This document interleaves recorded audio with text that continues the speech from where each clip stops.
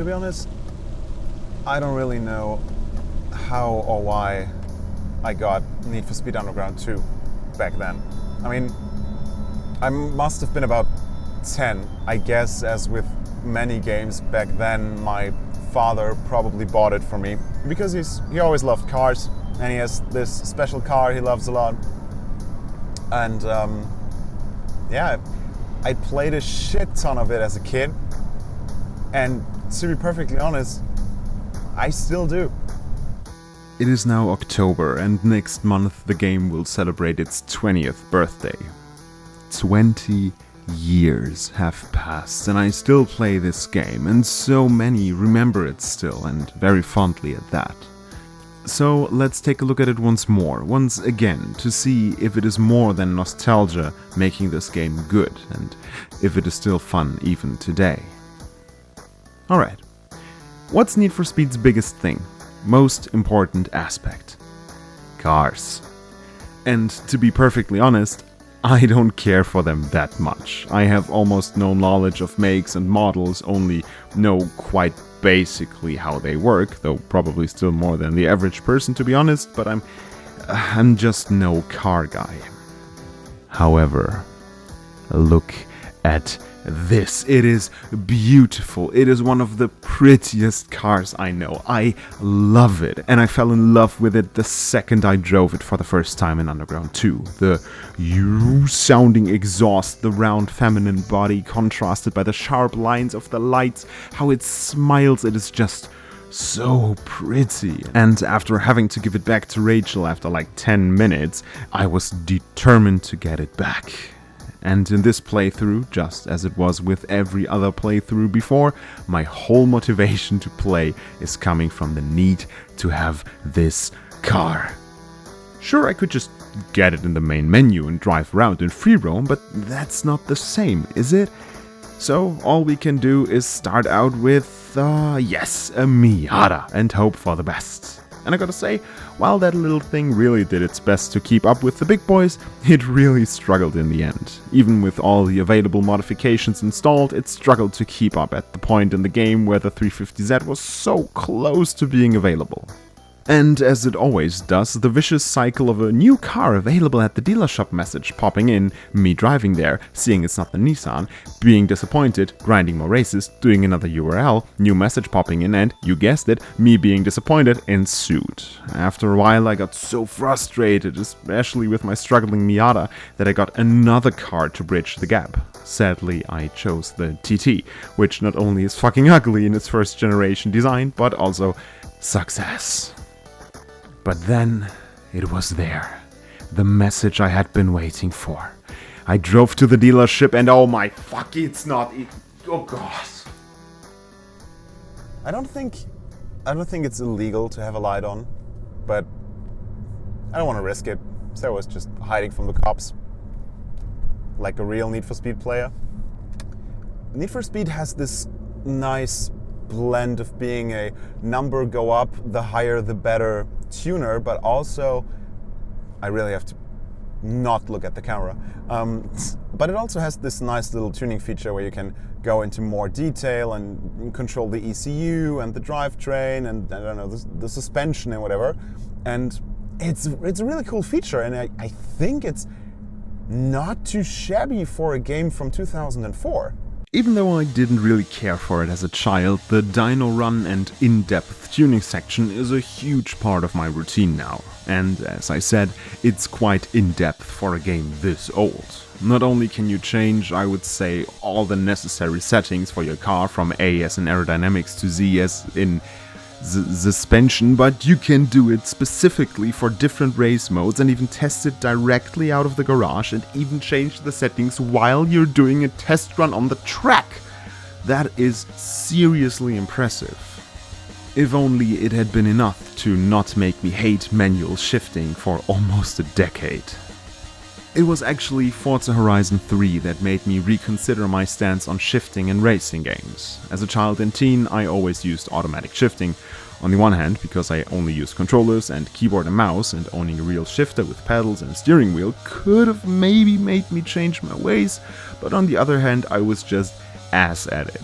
After getting my driver's license, things looked different. I understood the mechanics behind it, grasped the benefits of using specific use cases of up and down shifting better, but still I couldn't be bothered.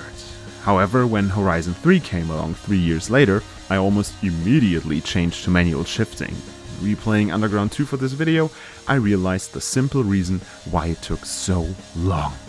Manual shifting in Underground 2, and I mean mostly early into the game, sucks ass. Even in automatic mode, the process of shifting gears with a low-spec car is so tedious and long, it is incredible.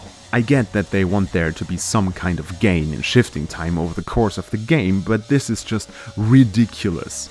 I can shift my girlfriend's 22-year-old Golf 4 faster than the game shifts a reasonably tuned early 2000s sports car. That being said, yesterday night I switched the shifting to manual, and I love it. It is so much more fun than automatic, and all it took was spending a shit ton of money on an already fast and sporty car. I've seen probably everyone around me go from, oh, manual shifting is so great, I really like manual shifting, to fuck manual shifting. I want an automatic, I don't care. There's just something else about manual shifting that I really enjoy. No, there's just something raw about it, and I really like it. It's sporty. You know, with the pedals, it's different. It's not good because I wanted to shift and I hit the lever and it just goes, nyeh. But I can anticipate the delay in the pedals, so I go, oh, that was much better. Ah, yeah. And maybe it's just a feel thing. Maybe it just feels better, and it feels like it's the right moment because I decide where that right moment is, and then I go for it, and then it makes a lot of sense. But I don't know, just something. I get automatic. I like manual. Why do we have to fight about all this shit? Braking and steering are absolutely, undoubtedly arcadey, but that is fine. Need for Speed, to me at least, has never been a staple of realistic steering, and I might get lynched for this. I think the steering in Underground 2 and Most Wanted is better, no, subjectively of course, more fun than in games like Heat and Unbound. I can't really put my finger on what's really bothering me with the newer titles, but that's mostly because I closed every modern racer, including but not exclusive to Heat, Unbound, 2016 Reboot, The Crew 2 and Motorfest after around 20 minutes. Especially this whole mechanic of tap the handbrake and your car essentially drives sideways is idiotic, but maybe I have been too closed off by the Forza ecosystem in the past couple of years. In the end, it's subjective anyways. The open world of Underground 2 is filled with other racers. There are around half a dozen driving around you in a 2-mile radius at any given time during free roam, except when you drive them all into the ground during outrun races. And of course, you have opponents driving against you in almost every race, and the AI behind them is interesting. This is one aspect where the game clearly shows its age. They bug out quite a lot, crash into the barriers or incoming traffic for no reason, follow annoyingly obvious pathfinding at times, and well, I don't think I have to tell you about rubber banding in older racing games. I finished the story on medium, and it was okay, except for the short time where my Miata gave up on me. There were no major hurdles to be cleared. For the next playthrough, I would probably go for hard, just to see what the AI is gonna do then. Aside from the cars and their handling, the game obviously has a huge focus on tuning. The mid-2000s were a nitrous-fueled fest for tuning enthusiasts. The Fast and the Furious hadn't become an essentially superhero franchise. Need for Speed Underground 1, Underground 2, Most Wanted and Carbon were dominating the consoles, and even games like GTA San Andreas had tuning mechanics, while Exhibit was putting aquariums in Grandma's 1967 Ford Country Squire. And while I loved and still cherish this era, it's kinda over, and its aesthetic is becoming a bit, let's say, amusing. And while tastes change and differ from person to person, and many, including me, do find much more in there to stick to a while longer than others, I find myself not doing as much in the visual tuning department as I did back then, but I still do a lot. But it has come down to simpler color schemes, less flashy visual upgrades, and more fluent lines in the bodywork.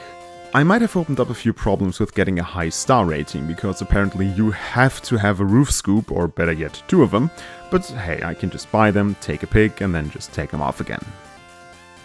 Taste aside, this game has a metric shit ton of tuning options. Every car has 28 front and back bumpers and side skirts, all of them also available in carbon fiber, 98 rims in 3 sizes for normal cars and SUVs, 22 hoods, plenty of colors in different styles for different parts, decals and vinyls, neon lights, hi-fi systems, spinners, spoilers and exhaust tips, and of course performance tuning parts for every single car, of which there are 31. Yes, of course, all the parts are the same for the different cars, but still, they had to be fitted for different models and create so many different visuals depending on which car you're bolting these ridiculous things on. And while I think that Carbon actually one-upped Underground 2 in the visual tuning department in at least one aspect with its auto-sculpt feature, it is nonetheless incredibly impressive, and in today's racing game world sorely missed what you could do back then. A hydraulic system or neons or a teddy bear speedometer might be a bit too much for some, but don't forget that people put V8s into an Isetta in Forza Horizon to this day. And for the whole NOS thing refilling by doing cool stuff, it's neither more nor less believable than, for example, Most Wanted's automatic refilling, but I gotta say that gamifying it rather than just having me wait for it is something I do prefer. It makes me take risks, do close passes, more drifts and so on. It is high risk, high reward.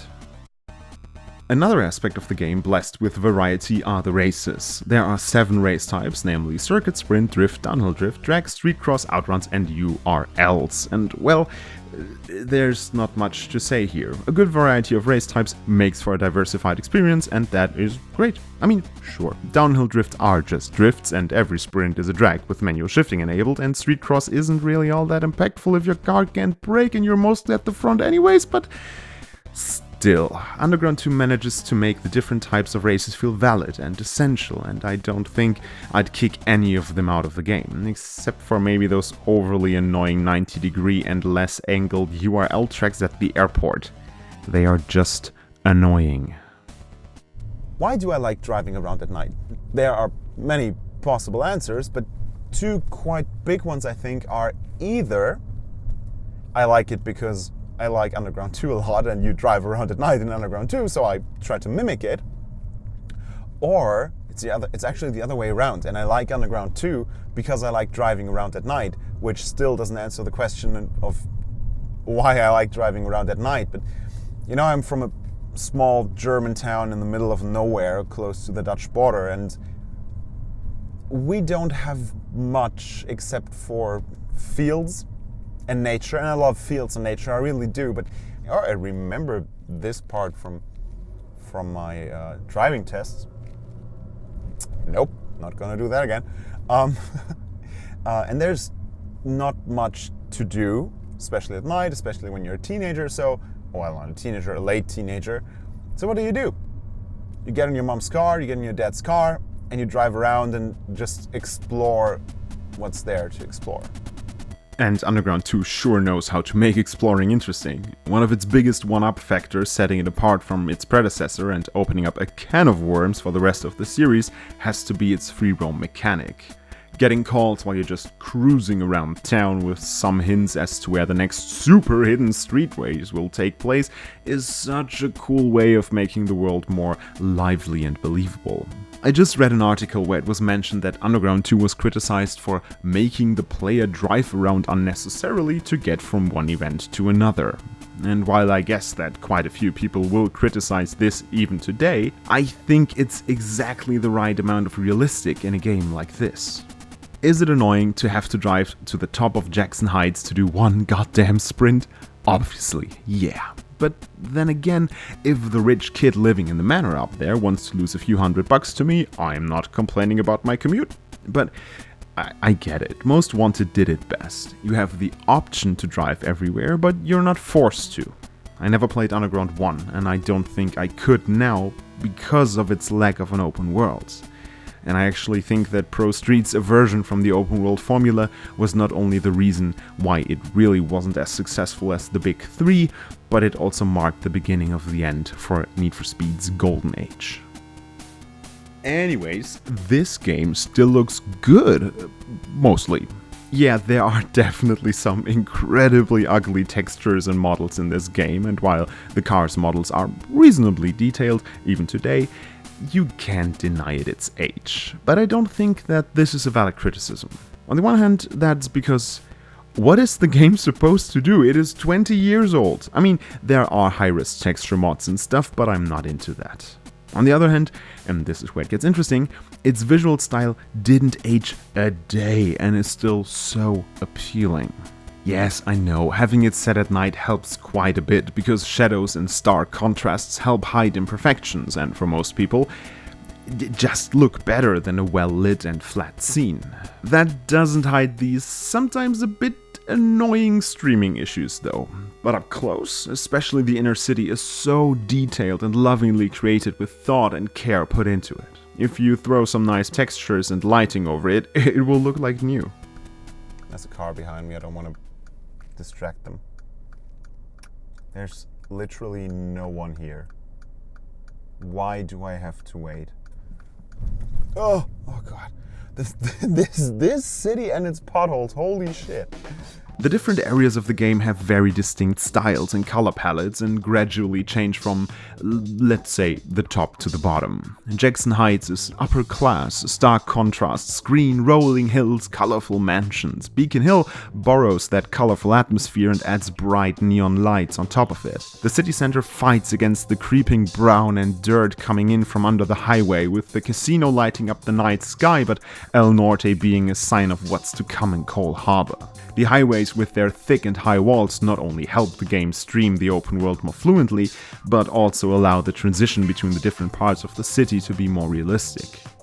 Sure, if you need to have high-res textures and great lighting, ray tracing, subsurface scattering, or more polygons in one car than there are in the whole city now, this game isn't for you.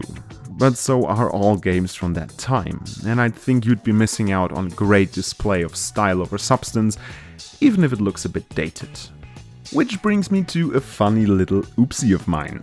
Maybe you have recognized already that the gameplay in the background looks a bit shit at times. That's because I managed to somehow not have my graphics settings cranked for like 10 hours of gameplay. And because the game is so old, I thought that, well, this must have been how it was back then. And then I checked the graphics menu just to realize that, whoops, that's just medium. Anyways, please excuse my blunder, I'm even older than the game itself. Another aspect where the game shows its age is in the cutscenes. Every story cutscene, and there aren't many, was produced in this comic book style with freeze frames and just, well, essentially audio playing over pictures. And while there definitely were better cutscenes in games published in the same year, actually just a week later, I can't fault the devs for reallocating their resources to more pressing matters. I'd rather have 28 bumpers and 98 rims in a game about cars than a high-res animation of Brooke Burke telling me to put on a seatbelt. I guess if it wasn't for Underground 2 and Most Wanted for that matter, I wouldn't have the music taste that I have today, because they have this really nice blend of metal and hard rock and hip-hop and rap and electronic music in any shape or form, really. And I think that EA used to do things with the soundtrack that Rockstar still does to this day, namely that they choose the songs, they choose which songs to play in their games very carefully, and they take a look at the game's style and the game's vibe, and oh, there's a new subway here, nice, that's good, and they choose the style very carefully and the songs for the style very carefully. This is something I am missing a bit in newer titles, but damn, the music was fitting. EA Tracks is a good example of this, at least in many games with licensed music, lost art of atmosphere-building music.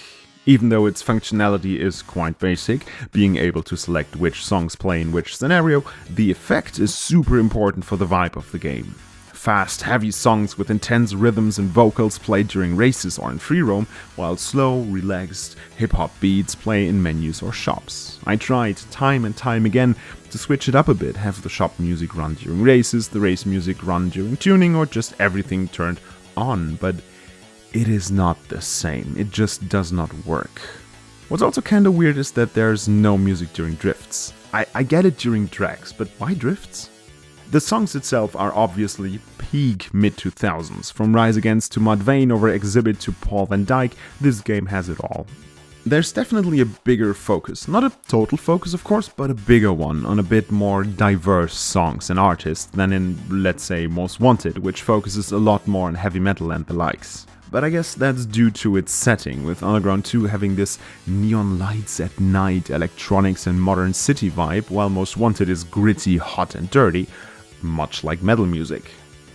The audio engine in general is a big hit or miss. The sound of the 350Z is just... ooh, I love it. Other cars sound quite great as well, but nothing comes close to the woo of the Nissan. It's the sound of my gaming childhood, except for maybe... However, my opponent's cars are the other end of that spectrum. They just sound like shit. There's no nostalgia here to save me. The constant high revs whining of these shitboxes is so incredibly annoying, it gives me another reason to get as far ahead as possible so I don't have to listen to it anymore. But then again, there's so much detail put into other parts of the sound design. The wheels produce different sounds depending on the ground they are driving on, which is basic today, but remember, 20 years old. You can actually hear the suspension and wheels going up and down a curb or anything similar when you drive over it, which I, to my shame, just recognized yesterday. The ambient sounds of the city are okay, they work, but they are nothing super special, while the voice acting is serviceable, but nothing too fancy. One thing that bugs me about them though is the fact that I still get treated like a rookie by the other drivers, even when I'm rolling up to the function in a 1,000,000 horsepower beasts of a car. It just takes me out of the immersion a bit when I'm on a 20 race win streak and the other driver calls me a kid in Grandma's car. I was at the beginning of the game, but not anymore, and the voice quips should reflect that. I remember talking to my now girlfriend, and back then just friend, about Underground 2, because her dad used to be big on gaming, and she actually played the game when she was around 10 as well. And I had to ask her the biggest question: what's your favorite car from the game? And she turned to me and said, obviously the 350Z. And I was like, marry me. 20 years. 20 goddamn years have passed since I sat down in front of my PS2, threw in this DVD, and, as dramatic as it may sound, changed forever. This game gave me some of my longest loves. My love for this car, my love for this kind of music, and my love for well-crafted games. Stumbling over bugs and now, in hindsight, not as impressive as previously thought mechanics made me realize once again that nostalgia is one hell of a drug. But I can honestly say that I am impressed with little old Need for Speed Underground 2. To me, it is still holding up fairly well. It is aging like fine wine, with grace, and the mere fact that there are so many people still in love with this game 20 years later makes me think that I might not be too far off with my perception of it. If you've never played it and are not afraid of mid-2000s handling graphics and an endearing portion of cringe, I highly recommend you try this game out. It didn't even crash that often during my playthrough, and that might be due to the widescreen fix I'm using. It is well crafted, thoughtfully designed, a capsule of its time, and, most important of all, a lot of fun. And that's something that can't even be said about quite a lot of modern games. And I love it for that. Thanks for watching.